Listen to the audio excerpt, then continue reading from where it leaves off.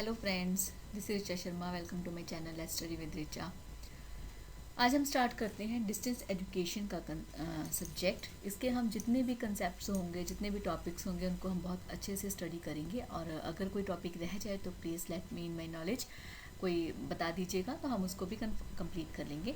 और मेरा सेशन पसंद आए तो लाइक शेयर ज़रूर कीजिए, और सब्सक्राइब ना किया हो तो ज़रूर कर लीजिएगा।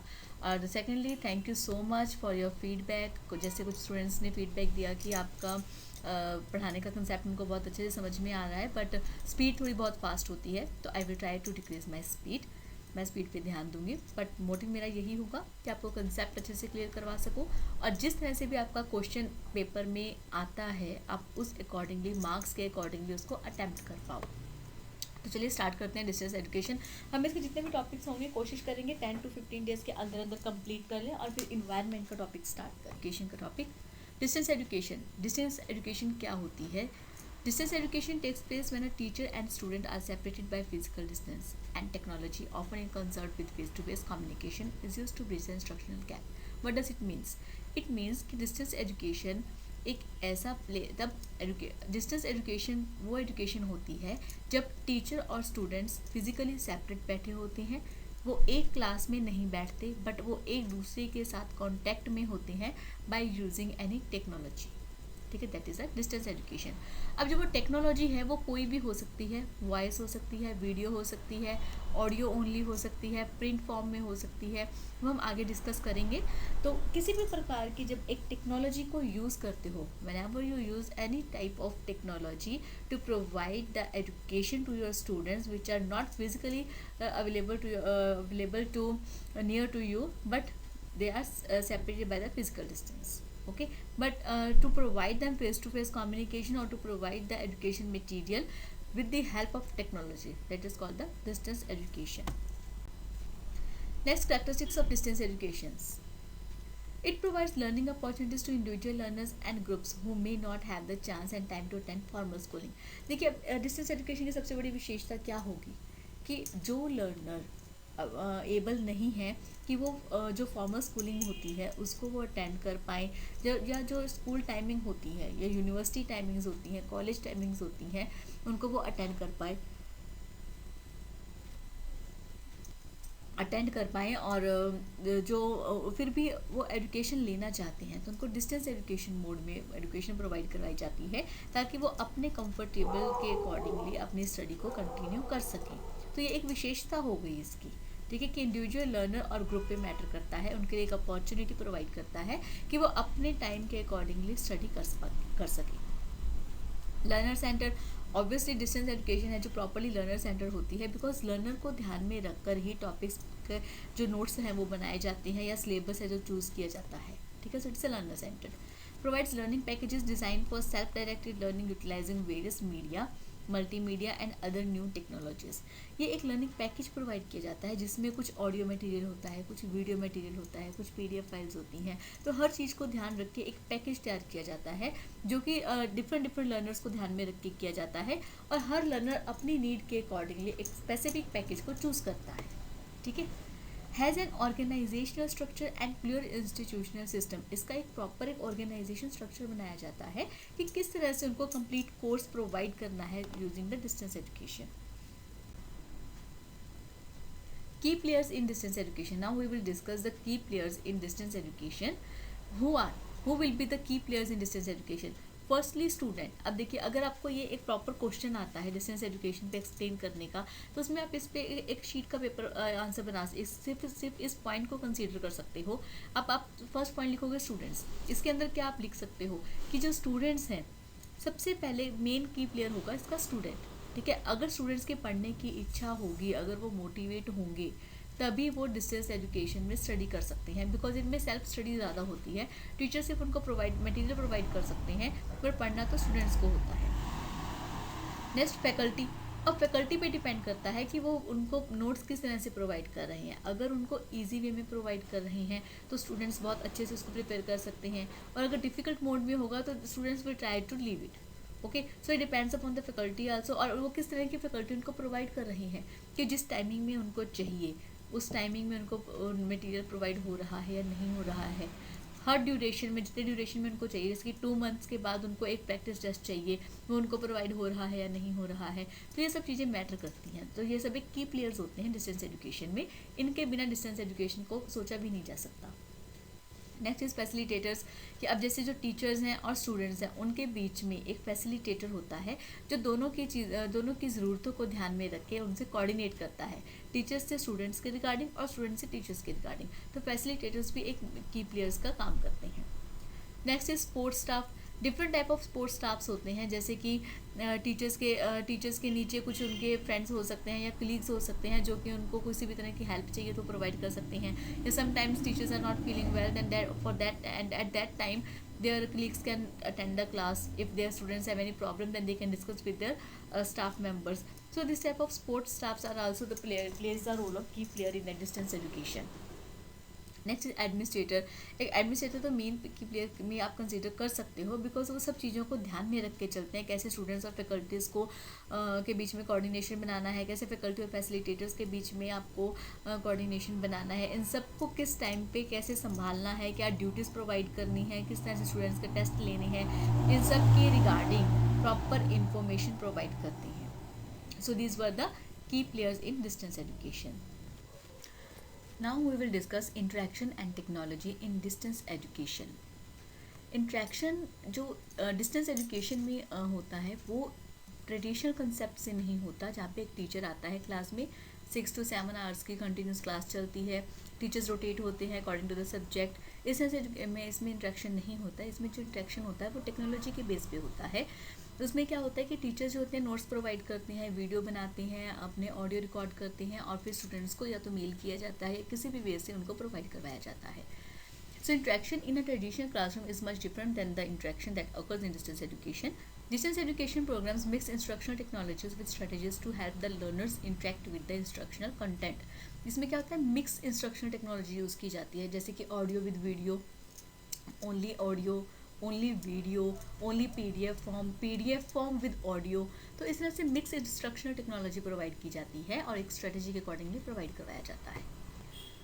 Next is types of interaction. अब इंट्रैक्शन जो होगा वो 4 टाइप से किया जा सकता है डिस्टेंस एजुकेशन में। First is learner content, second is learner instructor, third is learner, fourth is learner technology और system.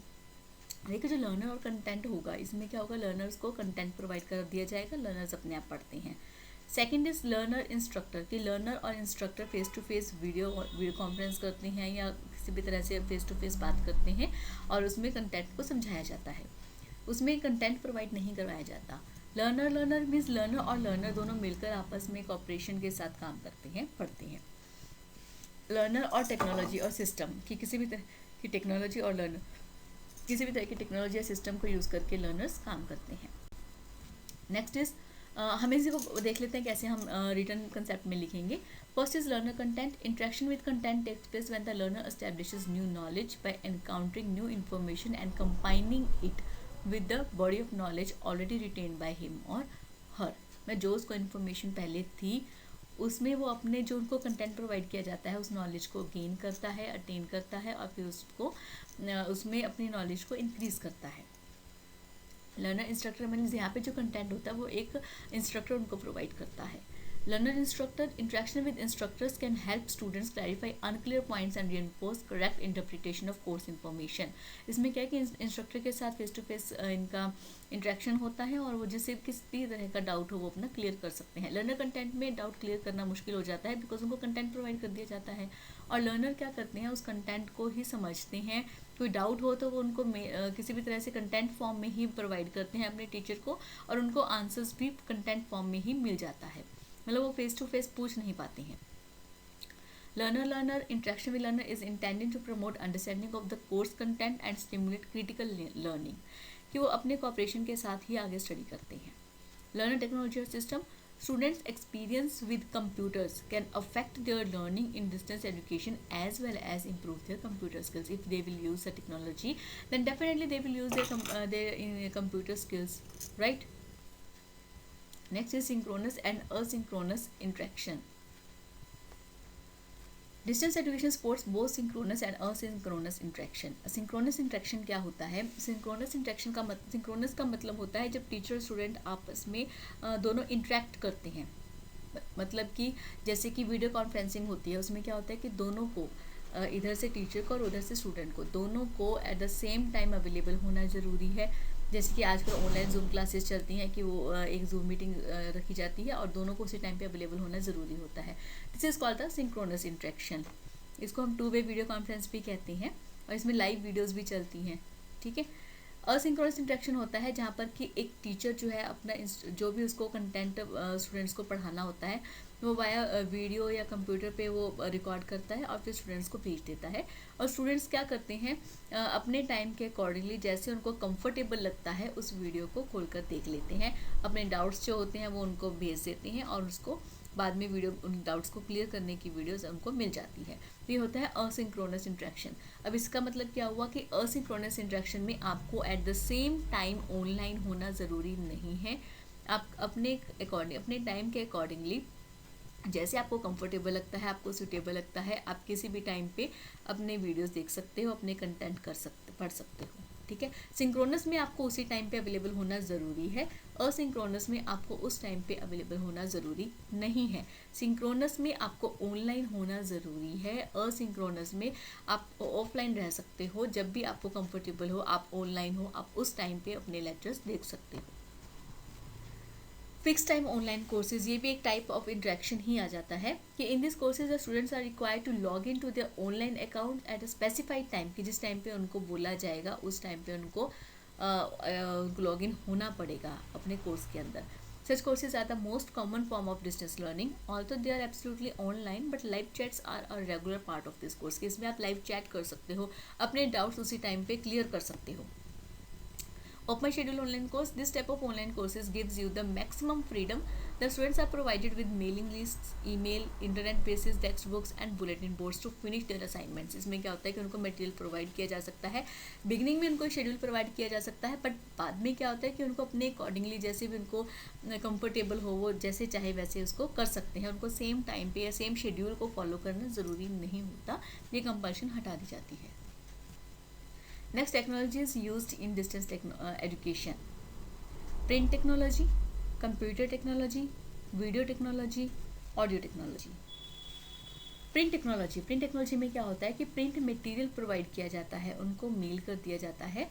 The print materials were mailed to students and return to the teachers through the postal system. Next is computer technology. Primary computer technologies that is used for distance include email, online collaborations and web-based education, जैसे कि Google mail, जो ये Google meet होता है या zoom meeting होती है, that are computer technologies.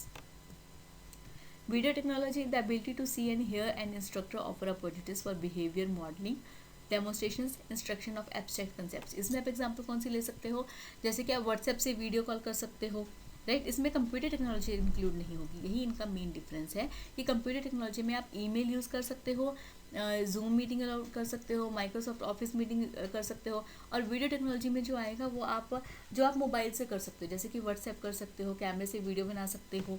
ठीक है। Next is audio technology. Audio technology offer cost effective way to enhance distance learning courses, कि आप सिर्फ ऑडियो में रिकॉर्डिंग करके उनको भेज देते हो, सेंड कर देते हो। Next is advantages of distance education. What are the advantages? It provides a greater flexibility for scheduling learning. Students can determine time and place of class time. कि उनको flexibility होती है कि वो किसी भी टाइम पे जब उनको comfortable लगता है, जैसे मॉर्निंग में अगर उनको कहीं ऑफिस वर्क है और वो इवनिंग टाइम में अपना क्लासेस लगा सकते हैं, या अगर उनकी नाइट शिफ्ट है तो मॉर्निंग में क्लास लगाकर नाइट में वो अपना जो भी प्रोफेशन उनका है वो काम कर सकते हैं, जिसमें फ्लेक्सिबिलिटी होती है। Next is it provides for a modality of instruction better suited for certain learners, कि कुछ लर्नर्स के लिए बहुत ही ज़्यादा मोडालिटी प्रोवाइड करता है इंस्ट्रक्शंस के, कि वो जैसे उनको कंफर्टेबल लगे वो कर सकते हैं। Provides for an increase in access to education for those who otherwise have no other opportunities due to work, family or physical limitations. कि जो स्टूडेंट्स कुछ स्टूडेंट्स ऐसे हैं जो कि रेगुलर स्टडी नहीं कर सकते हैं, या उनके पास कुछ फाइनेंशियल प्रॉब्लम है जिसकी वजह से वो अपनी स्टडी को कंटिन्यू नहीं कर सकते हैं, तो डिस्टेंस एजुकेशन में कॉस्ट इफेक्टिव होता है, जिसमें कॉस्ट थोड़ी रेगुलर कोर्सेज से कम होती है, तो वो ईजिली अपना कर सकते हैं कि वो अपना काम भी कर सकते हैं और साथ में स्टडी को भी कंटिन्यू कर सकते हैं। ग्रेटर फ्लेक्सिबिलिटी इन लोकेशन अब जैसे कि स्टूडेंट्स दूर लोकेशन पे बैठे होते हैं, वो कॉलेज में नहीं जा सकते हैं, या उनके पास इतना फाइनेंस नहीं होता कि वो पीजी की फैसिलिटी ले सकें या कैंपस की फैसिलिटी ले सके, तो वो क्या करते हैं अपने घर में बैठकर पढ़ाई कर सकते हैं। तो उनको ये फ्लेक्सिबिलिटी मिल जाती है लोकेशन की, कि उनको स्पेसिफिक कॉलेज के लिए स्पेसिफिक शहर में जाने की ज़रूरत नहीं है। They can do the distance education from the same college. Facilities greater learner instructor interaction, इसमें फैसिलिटीज़ मिल जाती हैं कि वो इंस्ट्रक्टर से डायरेक्ट इंटरेक्ट कर सकते हैं।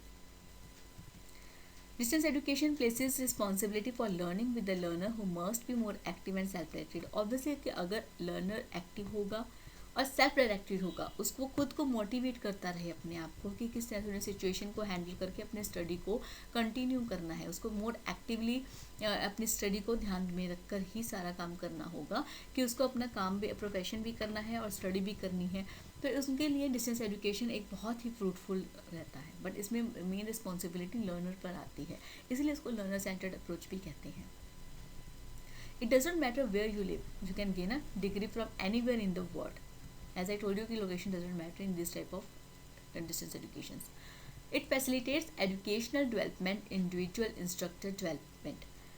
ये जो है एजुकेशनल डेवलपमेंट और इंडिविजुअल इंस्ट्रक्टर डेवलपमेंट को फैसिलिटेट करता है, बिकॉज इसमें मैटर जो होता है ना, वो एजुकेशन को प्रायोरिटी रखकर बनाया जाता है, और उन लोगों को एजुकेशन प्रोवाइड करना जिनके पास फाइनेंस प्रॉब्लम है या लोकेशन के रिगार्डिंग प्रॉब्लम है, कि वो सफ़र नहीं कर सकते हैं, या उनके पास फाइनेंस नहीं है कि वो कॉलेज कैंपस में आ सकें या फिर कॉलेज पीजी वगैरह रह के रह सकें, ठीक है, उनको फैसिलिटीज़ प्रोवाइड करना है। इसमें मेन प्रायोरिटी एजुकेशन और लर्नर्स को रखा जाता है। Opportunities to develop technology competencies for instructor and learners, technology को इम्पोर्टेंस दी जाती है। Access to global resources and experts via internet communication and internet sources, की कैसे वो अपने इस प्रोग्राम को, जो डिस्टेंस एजुकेशन प्रोग्राम है, उसको और भी ज़्यादा इफेक्टिव बना सकते हैं और भी ज़्यादा लोगों तक पहुंचा सकते हैं, ताकि कोई किसी का भी स्टडी करने का मोटिव अधूरा ना रहे। तो उसके लिए वो ग्लोबल रिसोर्सेज को यूज़ करते हैं, एक्सपर्ट्स के से सजेशंस लेते हैं।